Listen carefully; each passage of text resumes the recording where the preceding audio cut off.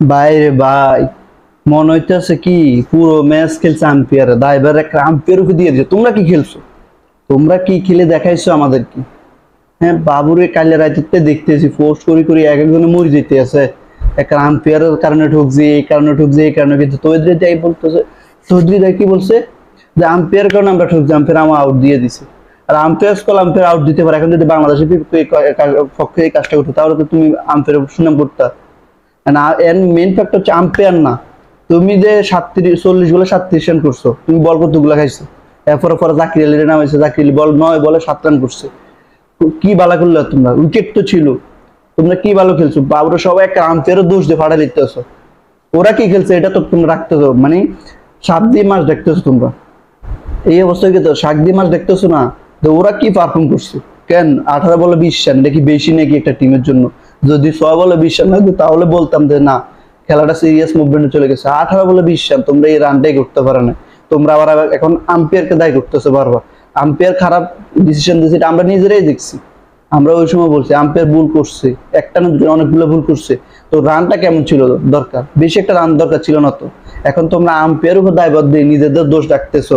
এই যে শান্ত লর্ড মুক্ত লর্ডের প্লেয়াররা, তারা কি খেলছে? এক একজনের বল আইসে এসে খাই খেয়ে গেছেন। 114 রান, এটা এমন একটা বেশি রান না একটা টি-20 ম্যাচে। যদি ভালোভাবে খেলতেন আপনারা তাহলে কিন্তু আম্পায়ার উপরে দায়ভারটা আসতেন। এখন আপনারা জিতলে কইলেন যে না, যাই হোক যেটার মধ্যে হয়ে গেছে। এখন আপনারা জিততেন নাই তো, মানে আপনাদের তো এখন দোষ ডাকতে হবে যেভাবে সম্ভব, যেভাবে হোক কষ্ট করে হইলো আপনার দোষ ডাকতে হইব। আপনারা কি সেমিফাইনাল খেলার যোগ্য দল, আপনারা কি খেলার যোগ্য দল এটা সবাই জানে।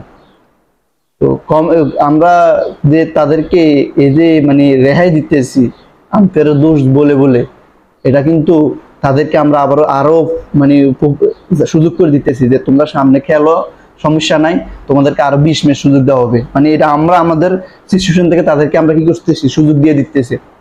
আম্পায়ার ভুল করছে, এটা আমরা সবাই দেখছি। কালকে ম্যাচে যারা যারা ম্যাচ দেখছে তারা সবাই দেখছে আম্পায়ার ভুল করছে। আম্পায়ার ভুল করছে কি তো তোমরা তোমরা ভালো খেলো। আম্পায়ার ভুল করছে দেখে তোমরা খারাপ খেলবে নাকি?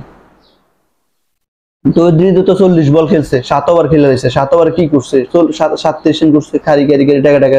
ডট বলে খেলছে প্রায় 26টা।